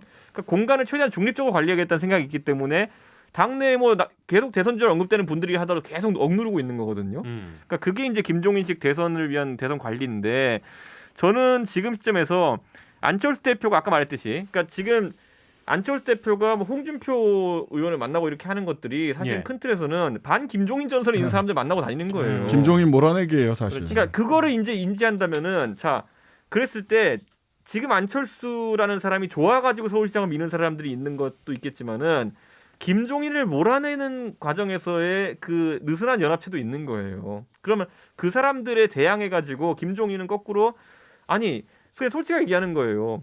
지금 윤석열이라는 사람이 나중에 들어올지도 모른다. 그런데 지금 정계 개편을 안철수 쪽 방향으로 이렇게 해버리면은 그게 공간이 생기겠냐고요. 그러니까 저는 그런 것들이 다 지금 정치적 수싸움이 들어가고 있는 건데. 그러면 별의 순간은 이제 러브콜인 거예요? 러브콜이죠. 러브콜이고 저는 이거에서 이제 이거죠. 아주 정확한 조언을 해준 게 뭐냐면은 7월이잖아요. 윤석열 예. 총장 임기 종료가. 예. 7월이면 각 당의 대선 경선이 시작되는 시점입니다. 그렇죠. 그러면은 윤석열 총장이 그 전에 결단을 내리지 않으면은 본인이 임기를 마치고도 뭐 또 어떻게 되냐면요. 그 사람이 재선 후보가 돼가지고 또 지금 안철수 대표가 서울시장 갖고 하고 있는 걸 또 하는 거예요. 뭐냐면은 나중에 시민이 단일화 시켜주. 아까 장시경 그 표현, 그 상투적 표현이 시민이 단일화 시켜주십시오 하면서 주변에 이제 막 사람들 모으고 이렇게 하면서 원심력으로 작용할 수 있거든요. 예. 그러니까 저는 이게 지금 근데 지금 국민의힘 지지층이나 보수 야권 지지층 같은 경우에는 지금 워낙 선거 때문에 4번 저거에 스트레스 받다 보니까 흑묘든 백묘든 고양이가 쥐를 잡으면 땡이다 이런 식으로 이제 접근하고 있거든요. 네. 윤석열에 대해서도 안철수에 대해서도. 그런데 김종인 비대위원장 같은 경우 좀 더 세밀한 기준을 두는 거예요. 저거는 고양이 탈을 쓴 저거는 강아지다. 그 흑묘나 백묘가 아니라 색깔 차이가 아니다. 저거는. 그러니까 정치만 봤을 때는 예를 들어 아까 제가 말했던 것처럼 지금 김종인 위원장이 4명의 복당 가능한 의원들 있잖아요. 윤상현 의원 포함해가지고 거기에 대해 가지고 딱 선을 긋잖아요. 윤상현, 홍준표는 안 되고 권성동하고 이쪽 그 김태훈은 된다 이거잖아요. 네네. 이런 것들이 아까 말했던 그런 갈등 구조화에 있는 거고 아니다 다를까 윤상현 의원 안철수 지지선을 했잖아요. 그렇죠. 그러니까 이게 지금 이 약간 못 들어오는 거야. 패싸움이 되는 거고. 자, 그럼 이 구도에서 어떻게 극해버리냐? 그럼 예를 들어 윤석열 총장에 대해 가지고 김종인 위원장이 이렇게 발언하잖아요. 그러면 나중에 윤석열 총장이 나중에 경선 절차는 어떻게 뛰어든 데 있어가지고 뭐 룰대로 하면 될 것 같지만 사실 경선 과정에 있어서는 편이라는 게 엄청나게 많이 존재하거든요. 아무래도, 예. 입당 시기도 그렇고 이런 거 있어가지고 김종인 위원장은 본인이 임기에 있을 때 그걸 해결해주겠다는 제안을 한 거예요. 사실상 이제 그 정도의 편의를 봐주겠다는 것이고 만약에 이제 6월 지나가 전당대회가 만약 돼가지고 새로운 지도부가 들어서잖아요. 예. 그때 전당대회에서 누가 득세하냐에 따라 가지고 윤석열 총장 들어오는 걸 굉장히 맞득지 않게 생각한 사람도 있을 수 있어요. 예를 들어 암묵적으로 다른 대선 주장 결탁한 사람이면. 뭐 그럴 수 있죠. 그러면 그땐 또 그 사람들 싸우는 겁니다. 제가 진짜 그 반기문 총장 사례 때문에 그러는 건데 네네. 반기문 총장 참모들이 그랬다는 거 아니에요 보면은. 끝까지 늦춰가지고 바른정당이 창당되고 쟤네들끼리 내분 끝나고 당 만들어지면 그때 꽃가마 타고 갑시다. 들어가라 이랬는데 꽃가마 타고 들어오다가 인천공장은 철도에서 막혔잖아요 그게. 그렇죠. 그러니까 저는 이게 말한 게 뭐냐면은 별의 순간이라는 거는 되게 미묘한 것인데 저는 윤석열 총장이 아까 말했듯이 저도 그건 반대예요. 지금 아무 일도 없는데 갑자기 시건을 하면서 네네. 7월 전에 그냥 내 임기 때려치고 정치하겠다 이러면은 국민들이 뭐야 정치하려고 그랬다 이럴 거예요. 근데 제가 굳이 언급하자면은 타이밍이 없으면 만들어내는 것도 능력이에요. 그 말은 뭐냐면은 뭐 이렇게 하라는 건 아니고 지금부터 갑자기 네. 다 적어야지. 맹렬하게 정권 수사를 해. 그러다가 잘려. 또 집단 발작을 해. 그래가지고 했을 때 거기에 있어서 끌려 내려온다든지 아니면은 또 다시 징계를 먹인다든지 이렇게 해서 내려오는 거는 타이밍을 땡기는 수가 될 수 있다. 자, 근데 지난주에 이어서 저 또 얘기는 이준석 전 내가 최고가 보기에는 10번째 들은 이렇게 또 얘기라서 방송을 또 끝내게 하네 또. 하라는 얘기는 아니야. 그렇게 하는 얘기 아니에요.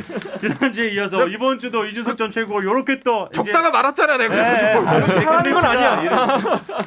말도 알겠습니다. 예, 좋은 의견이었고요. 이준석 전 국민의힘 최고위원 나오셨습니다. 어서 오십시오. 네, 안녕하세요. 김종인의 배팅하고 오세훈의 배팅했던 이준석입니다. 이따 얘기합시다. 지난주 방송 말미에 재보궐 선거 결과에 대한 예측들 부탁을 드렸는데 김태현 변호사가 뭐 57, 8대 32 정도 보셨고 이준석 전 최고위원은 61대 27 정도로 오세훈 박형준 후보의 득표율 거의 맞췄습니다. 그러네. 네. 저는 61, 27은 이거 예전에 그냥 강금실 대 오세훈 스코어를 그대로 읊은 거거든요. 그러니까 사실 그에 가깝게 할 것이다라는 생각을 했었는데 약간 그래도 민주당 조직표가 마지막에 나온 것 같아요. 네. 이준석 저 최고가 그 캠페인 과정을 거의 SNS 쪽을 진두지휘하면서 새로운 모습을 봤죠. 저는. 네. 그래서 예를 들면은 2040 그 형장 주사단 있죠. 즉석에서 한 거. 그거 사실은 어마어마한 아이디어거든요. 메가히트 상품이잖아요. 그렇죠. 그런 거를 내놨다는 점에서 저는 이준석 전 최고가 굉장히 공세였다고 보고 그래서 제가 하는 얘기 있잖아요. 네. 준석아 너 기획사 차리면 대박 날 거라는 얘기. 그렇죠. 매번 뭐 매번 그렇게 하잖아요. 내 선거가 돼야지 기획사 차리면 어떻게 해. 네, 근데 이제 아니 안 그래도 이런 네. 의견이 있어요. 그 유튜브에서 더 프로미스님께서 이준석 정무부시장 이러셨는데 어떻게 그 서울시 쪽에서 오퍼 없습니까? 모포 지금 이제 오 시장이 인수위가 네. 없이 바로 들어갔기 때문에 그렇죠. 뭐 지금 정신없는 상태고 저는 오퍼가 온다 해도 서울시는 못 가죠. 왜냐하면 서울시 들어가서 어떤 일을 하게 되면은 꼭 정무부시장이더라도 하면은 그 정치 활동을 못 하게 돼요. 그렇죠. 예. 근데 뭐 제가 어차피 오 시장님 이 아이디어가 필요하면 제가 드릴 수 있는 거고 반대로 거기 앉아서 공무원증 걸고 있는 건 다른 문제니까. 네. 저는 대선해야죠 이제. 또 말 나온 김에 그럼 이준석 전 최고위원이 보는 한 가지 주목한 한 가지는 뭐 어떤 겁니까? 뭐 어떤 거 전체적으로. 이번 재보궐선거. 그러니까 방금 전에 김태현 변호사 얘기하는 어떤 내용들이 사실 아이디어가 보수 정당이 부족했던 적은 없습니다. 근데 아이디어를 뚫어낼 수 있는 그런 오묘한 타이밍과 절묘한 조합이 필요한 것이거든요. 근데 이번에 그것에 기반이 됐던 거는 제가 어제 모 언론 기사에 셀프 격리라고 했는데 그 경선과 단일화라는 2단계를 거치면서 캠프가 굉장히 순혈화됐어요. 무슨 말이냐면 원래 경선을 거치고 나면은 당의 후보 중심으로 다 뭉치게 돼 있습니다. 그렇죠. 근데 이번에 안철수 대표와의 또 단일화라는 과정이 있었기 때문에 당 중진이나 좀 원로 정치인들이 그쪽에 역성을 많이 드셨어요. 안철수 대표 쪽에. 그러다 보니까 저희가 열받아서 막 이제 싸우기도 하고 이랬는데 결론적으로 의사결정 과정에는 오세훈 캠프이나 젊은 사람들이 많이 할 수 있었다. 그렇기 때문에 캠페인 자체가 젊어질 수 있었다. 그렇게 보고 저는 이번에 아까 말했던 안철수 대표를 돕는 모습을 보였던 많은 중진 의원들이나 아니면 이분들이 안철수가 좋아서 한 분 없습니다. 그중에서 제가 봤을 때는 예, 딱 한 가지 김종인이 싫어가지고 그렇게 했던 분들 많거든요. 네네네. 다들 한 방에 이제 뭐 판가름이 났죠. 그렇기 때문에 앞으로 이 동력이 전당대회를 넘어서 대선까지 간다면은 좀 이런 분위기가 이어질 것이고 이분들 입장에서는 또 그런데 권토중례를 위해 가지고 무조건 전당대회를 이기려 달려들 겁니다. 유권자와 당원들의 현명한 판단을 기다립니다. 김종인 대표가 싸우지들 좀 마 그러고 나갔잖아 마지막에. 네. 자기는 나가니까 싸우지 말라 그러는 거지 저희는 이제 치열하게 싸울 겁니다. 네. 그래서 이렇게 말씀드릴게요. 그 저희가 선거 전략을 짤 때 그 상대 후보의 어떤 이미지가 가장 취약한가를 많이 보거든요. 네, 그렇겠죠. 근데 박영선 후보를 저희가 선거 전에 이제 계속 분석해봤을 때는 말하는 자료를 많이 봤어요. 네. 근데 공허해요. 공허하다는 게 뭐냐면 디테일로 들어갈수록 약해지는 스타일이에요. 네. 그러니까 박영선 후보가 예전에 뭐 뉴스 진행자도 하고 이러다 보니까 되게 신뢰감을 주는 어떤 그 발언 자세라든지 이런 것들은 있고 한 건 굉장한 장점이고 저희 후보도 토론에서 언급했지만은 반대로 디테일에 들어가면은 이게 내용이 아무것도 없는 상황들이 있는 건데 그게 이번에 소위 말하는 AI 삼투압 관련 얘기거든요. 그러니까 이런 거 키워드 장사라는 게 지금까지는 정치권에서 업자라고 하는 사람들이 많이 해왔던 것들이에요. 근데 이제는 20대 30대 유권자로 가면 갈수록 자기 현실이 너무나도 이제 다급하고 이러기 때문에 키워드 때문에 표줄 사람은 없다라는 걸 이번에 명확하게 인식한 선거 아니냐. 솔직히 말하면은 AI 통번역 이런 거 있잖아요. 네네. 큰 실수였습니다. 이번에 드러나지 않은. 그래요. 9389번님. 아니 그러니까 이준석님 그래서 뒷얘기 무슨 얘기예요? 단일화예요? 뭐예요? 빨리 듣고 싶어요. 특히 안철수 대표 얘기도 좀 듣고 싶고 이런 문자를 주셨습니다. 우리 선대위원장은 깔 수가 없지. 예. 아니 그러니까 좋습니다. 일단은 뭐 내일 이제 민주당 쪽 얘기를 좀 더 저희가 나눠보도록 하고요. 오늘은 일단은 이번에 이제 두 가장 큰 보궐선거를 승리를 거둔 국민의힘 얘기를 좀 더 해볼까 하는데 그 무슨 얘기 지난주에도 선거 끝나면 얘기해 준다는 이제는 말할 수 있다. 뭡니까? 그러니까 이번에 저는 여론조사로 단일화된 경선인데 했잖아요. 예. 저는 안철수 대표 측에서 결국에는 이제 안철수 대표가 더 큰 위치로 올라가려면은 전략가들 좀 교체해야 된다. 그런 생각을 하는 게 저희는 되게 웃고 있었어요. 유무선 비율을 계속 붙들고 저러고 있네. 그러니까 성동격서라고 하죠. 저희가 동쪽으로 계속 때리는 척하면서 사실은 서쪽을 때리는 건데 그 유무선 비율은 중요한 게 아니었어요. 애초에 가장 중요한 건 제 질문이었거든요. 네네. 제가 몇 달 전부터 계속 방송 나오면 얘기했잖아요. 나경원, 오세훈 경선. 그리고 오세훈 안철수 단일화에서 그 상대 협상팀은 무조건 제 질문을 뺐어야 돼요. 오세훈 후보가 10년간의 공백이 있었기 때문에 비호감층이 현저히 낮아요. 오세훈을 싫어할 이유를 구체적으로 찾기 힘든 경우가 되게 많아요. 이제 많이 잊어버리기도 했고 2030들도 마찬가지인데 오세훈이 그때 뭐 했는지 잘 몰라. 그러니까 물러날 때도 선거에 져서 물러난 것도 아니고 자기가 던진 거기 때문에 딱히 뭔가 패배 이미지도 딱히 없어요. 그렇기 때문에 저는 그런 측면에 봤을 때 제 질문에 관해서 오히려 협상을 했어야 되는 것인데 유무선 비율 내주고 그걸 잘 파악 못했던 것이고 그중에 또 시간 변수도 있었거든요. 근데 시간 변수를 고려하지 않았다는 거. 뒤로 갈수록 이제 당세가 세진다. 그래서 어떤 일이 있었냐면은 그 김종인 위원장이 그 단일화 직전에 그런 얘기를 합니다. 이 안철수라는 사람이 지지율 한 22% 돼요. 막 이래요. 근데 이 중에서 3분의 1은 박영선한테 갈 것이고 단일화되면은 3분의 2는 우리 오세훈 후보한테 올 거예요. 이래요. 이게 이분이 그냥 허튼 소리 하는 분은 아니거든요. 데이터 들고 있었던 거고 제가 지금 살짝 공개하자면은 이미 그 안철수 후보 단일화 협상에 들어가는 시점에 그 4대 3대 2 정도의 결과가 있었어요. 3자 구도로 가도 오세훈이 4, 박영선이 3, 안철수가 2라는 그래서 그 자신감이 좀 있었던 비슷한 거군요. 결과가 있었고 저희가 또 얼마나 또 그 합니까? 그 제가 알기론 일부 역정보성으로 그게 안철수 대표 쪽으로 흘러간 걸로 알고 있어요. 그때부터 이제 살짝 조급함이 보이더라고요. 그래가지고 그때부터 이제 얘기하자면은 그때부터 얘기는 잠깐 우리가 또 중간 광고를 듣고 와서 광고를 듣고 와서 그때 얘기를 마저 이어가 보도록 하겠습니다. 잠시만요. 자, 이준석 최고 계속 얘기해 주시죠. 무슨 얘기하는지 까먹었어요.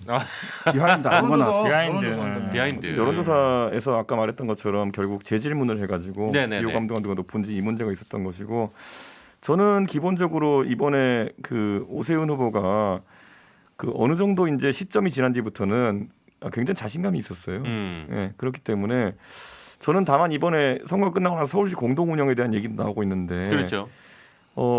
사실 단일화 직후에는 좀 험악했습니다.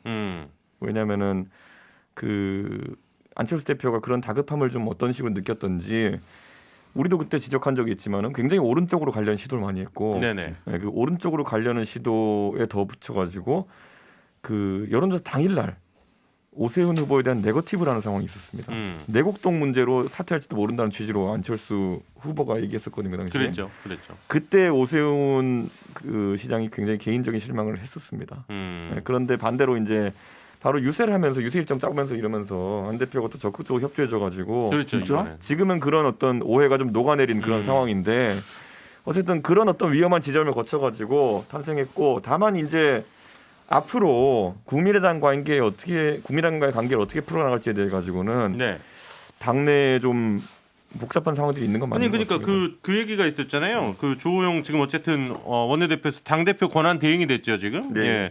차기 지도부 선출은 국민의당과의 합당 문제부터 정리돼야 된다. 그런데 또 안철수 국민의당 대표는 이거 선거 평가를 먼저 해야 된다. 그러니까 이거는 뭐 어떤 얘기인가요? 약간 영수증 같은 건가요? 이 발언이 선거 평가라는 게 이 말 듣고 굉장히 저희 당내에서 여러 가지 복잡한 의견이 생겼는데, 선거 평가는 간단하죠. 예?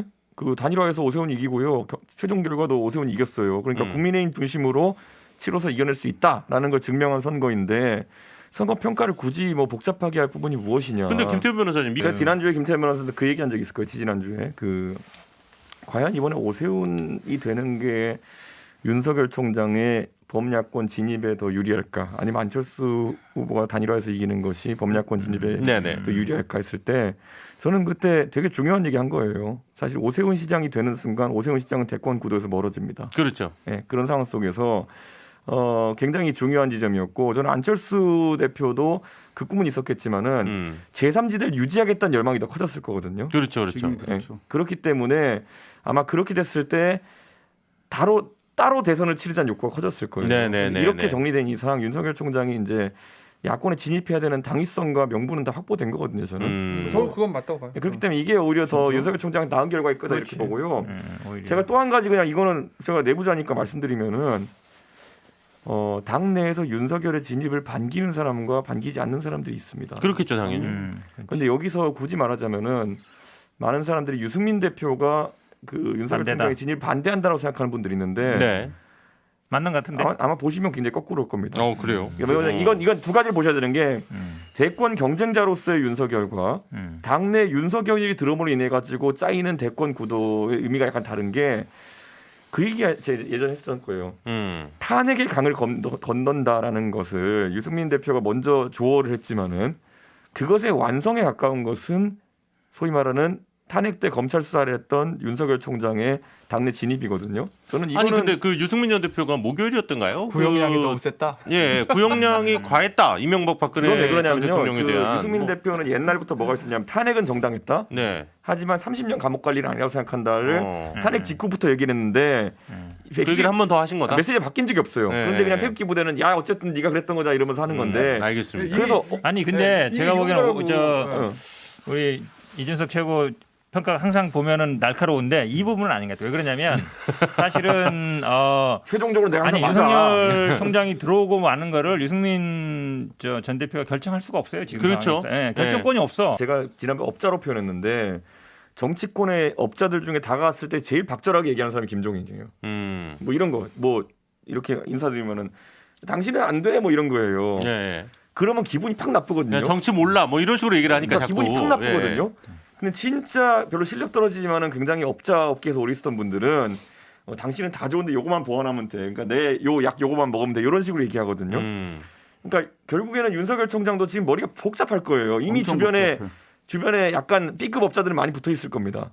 그 사람 한 번씩 다 만나보고 당신은 다 좋고 요거만 붙이면 돼. 내가 조직 만들어줄게. 뭐 이렇게 하고 이 사람 만나봐. 이렇게 하고 있는 단계일 거고. 다만 김종인이라는 사람은 만난 순간부터 당신이 국회를 뭘 알아. 뭐 이런 얘기가 나오는 경우가 대부분이에요. 네네네. 그러다 보니까 머리 터질 겁니다 지금. 1년 남짓한 이 오세훈 시장의 서울시정에 대한 전망을 좀 어떻게 갈 것 같으신지 조금 들어보고 싶네요. 그 이낙연 대표가 사실 109석 중에 101석이 민주당 시의원이기 때문에 네. 오세훈이 뭐 사실 일하기 힘들다라고 한 건 굉장히 큰 실수였습니다. 그 발언들을 국민들이 다 기억하고 있고 예. 바로 기자들이 이제 오세훈 시장 당선되기마자 거의 대부분의 서울시의원한테 전화를 돌렸어요. 그래서 얘기를 들었는데 거기 기사들 보면 솔직하게 답변하더라고요. 걱정이다. 예를 들어 오세훈이 뭐 재건축 재개발 정책을 우리 동네에 밀어붙인다고 하면은 예. 그거 반대한다 소리 해가지고 나중에 내년인데 1년 뒤에 서울시의원 선거인데 내가 재선될 수 있을지 고민이다. 정확하게 찔린 거죠. 지금 오세훈 시장이 예를 들어서 뭐 박빙승부에서 이긴 것도 아니고 20% 넘는 득표율 격차, 20% 가까운 득표율 격차로 이긴 건데 이 상황에서 자기 동네를 위해 걸었던 공약들을 추진하겠다고 했을 때 반대하면 그냥 이름 박아서 계속 게시하면 돼요. 뭐 신장식 시의원이 반대했습니다. 계속 그게 선거 운동이에요. 다음 시의원 후보한테는. 예. 그렇기 때문에 아마 하기 힘들 거다. 선거가 1년 앞으로 다가온 상황 속에서. 그럼 속절없이 밀릴 수밖에 없는 거고. 자, 이거 보세요. 자, 가장 먼저 이제 시의회가 하겠다고 선언했던 게 뭐냐면은 생태탄 관련해가 조사하겠다는 거 아닙니까? 네. 할까요? 못 합니다. 보십시오.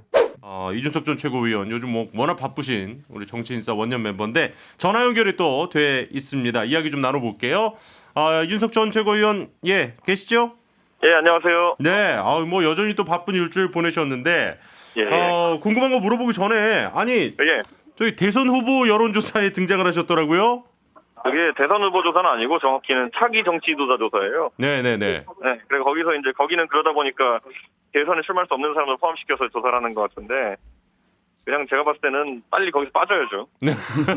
그러니까 물론 이제 뭐 피선거권이 아직 없다 뭐 이런 식으로 해서 나 빼달라 이렇게 또 뭐 요청을 하신 것 같긴 하던데. 아니 그보다도 우리 당 그 대선 지지자들 지지율 얼마 안 나오는데 그거 지금 빼먹고 있으면 안 되잖아요, 제가. 아니 또 뭐 그래도 모셔올 수 있는 분은 지금 뭐 워낙 잘 나오고 있으니까. 예. 아니 근데 앞서 지금 잠깐 제가 전화 연결 직전에 했던 얘기 들으셨죠? 그 대구에서 박근혜 전 대통령 탄핵은 정당했다느니 뭐 사면 요청 안 할 거다. 아니 이런 얘기를 굳이 대구에 가서 왜 하신 거예요? 제가 2주 전인가 3주 전인가 이제 포석을 깔았잖아요. 네. 박근혜 대통령에게 나를 발탁해서 감사하다. 그러니까 이게 사실 하나의 이제 이어진 시리즈물인데 그거를 이제 정치 평론하시는 분들이 아이고 대구 때문에 다급해서 저렇다 이런 식으로 1차원적 해석을 하시더라고요. 근데 제가 봤을 때는 그 포석이 그냥 그렇게 놓인 거였는데 결국 최종 메시지는 그거죠. 공과 사를 분리해야 된다. 뭐 이런 정도의 메시지였다고 보시면 될 것 같아요. 그러니까 뭐 나에겐 다 계획이 있었다. 뭐 지금 이런 얘기가 같이 들리기도 하는데. 예. 그 주호영 의원은 또 이전 최고가 유승민 전 의원과 함께 배신자 프레임이 씌워져 있다 보니까 뭐 그런 정면 돌파를 할 수밖에 없었다. 뭐 이렇게도 평가를 하시던데요. 저는 정치를 오래 하신 경험과 경륜이라는 것이 현상 분석과 더불어 가지고 그런 해석에서도 적용된다 이렇게 보는데 제가 이준석이라는 사람이 지금 본인이 지지하는 사람이 어떤 사람들인지 아는 상황 속에서 갑자기 뜬금없이 가가지고 대구에서 그러면은 배신자 프레임 먹기겠다고 그런 얘기하고 다니는 사람입니까? 저는 뭐 그렇게 해석하시는 것은 뭐 가능한데 그 정도 수싸움밖에 못한다 그랬으면 제가 지금 이렇게 하고 있을까요? 예. 아니 일단은 이제 가장 강하게 경쟁하고 있는 두 분이 어쨌든 주호영 의원과 나경원 전 의원인데 주호영 의원은 역시 이제 이 국민의당과 합당 문제에 있어서 그간 이제 이준석 전 최고위원이 워낙 강한 메시지를 많이 냈기 때문에 좀 어려워질 수 있다. 좀 이런 비판이 있고 또 나경원 전 의원은 이준석 후보 뒤에 뭐 김종인 전 비대위원장이나 유승민 뭐 이렇게 두 분이 있다. 그렇기 때문에 상황 정치를 보게 될 수도 있다. 뭐 이런 우려들을 견제구로 지금 던지고 계세요. 이 두 가지 얘기에 대해서는 어떤 입장이십니까? 저는 전당대회 하면서 이제 제도나 아니면 개혁에 대한 이야기가 많이 나오는 건 좋은데 사람의 이름이 많이 나오는 순간부터 사실 그거는 혼탁한 거거든요. 역으로 지금 안철수 심기를 불편하지 않게 하려는 그 마음에 더불어 가지고 그게 일관되려면은 다른 예를 들어 사람들의 언급도 유하게 해야 될 텐데 예를 들어 그 두 분 같은 경우에는 개파주의 이야기하면서 유승민에 대한 반감이나 이런 것은 적절히 이용하려고 하고 그리고 또 윤석열에 대한 또 사람들의 기대감은 또 이용하려고 하고 이게 말이 안 되잖아요. 지금 보면은 거기다 뭐 안철수와의 합당이 안 될 것이다라는 위기감은 이렇게 또 증폭시키고 저는 이렇게 되면요 공정한 대표직 수행이 불가능합니다. 이렇게 많은 말을 쏟아내면요. 당장 호불호를 이미 너무 많이 언급해놨잖아요. 당대표 될 사람들이 하면은. 네. 저는 여기서 제가 지금까지 다 직위 생각하고 이름들로 말씀드렸지만은 그분들에 대해 가지고 공정하게 대하는 것이 중요하다 이렇게 봅니다. 그 방금 윤석열 전 총장 얘기하셨어요. 그런데 네, 어제 네. 충청에서 합동 연설이 있었잖아요. 그런데 네, 뭐 다른 후보들은 그 충청 대망론을 뭐 많이들 얘기를 하시던데 네. 이준석 후보는 얘기를 아예 안 했죠. 그러니까 제가 정치 평론할 때도 사실 불필요한 얘기 잘 안 하는 그런 스타일인데 윤석열 총장이 정치 참여하고 말고는 그분들이 띄워주냐 마냐에 달린 것이 아니에요.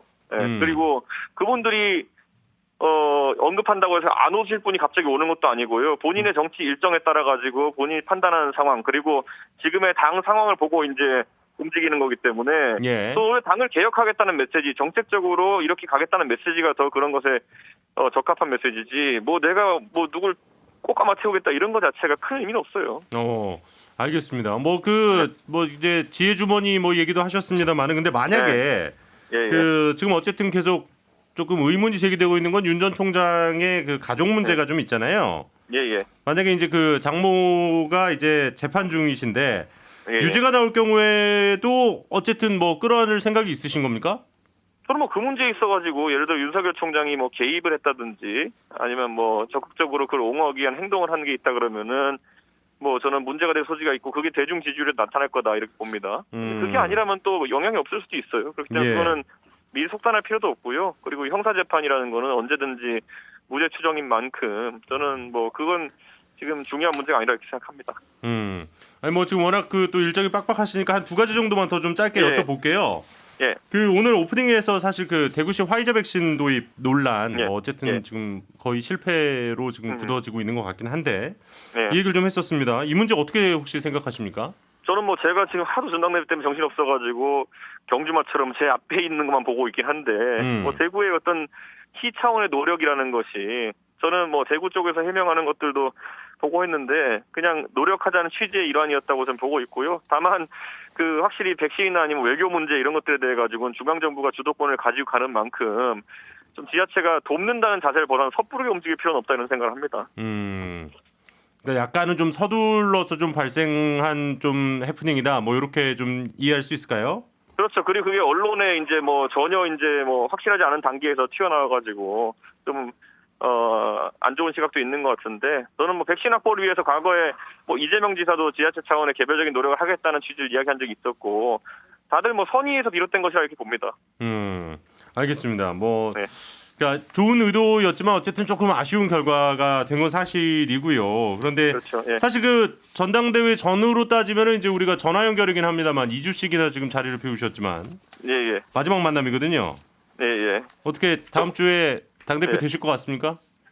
그거는 뭐 속단하기 어렵고요. 우리 그 현근택 형님이 한번 평론을 들어보겠습니다. 전화 연결 이후에 현 변호사님의 얘기를 좀 들어보도록 하고 아니 근데 만약에 이제 당대표가 되시면은 뭐 저희 제작진 입장에서는 정말 이제 또 좀 힘든 결정 내지는 고민을 좀 해야 되는데 어쨌든 스튜디오에서 한 번은 인사하셔야 됩니다. 알겠습니다. 그리고 그건 약속 지키셔야 돼요. 네. 어쨌든 건강 잘 챙기시고 남은 일정 소화 잘 하시길 바랍니다. 예, 감사합니다. 네, 바쁘신 가운데 또 전화 연결 또 잊지 않고 함께 해주셨습니다. 이준석 전 최고위원이었고요. 사실 그 이준석 전 최고위원이자 뭐 당대표 후보라기보다는 또 우리 정치인사 원래 원년 멤버니까 또 조금 그런 부분이 있는데 그 일단 현 변호사님 될 것 같습니까? 되는 분위기죠 지금. 왜냐하면 이준석 최고 후보가요 탄핵 정당했다 이 말을 대구에서 던질 정도면 본인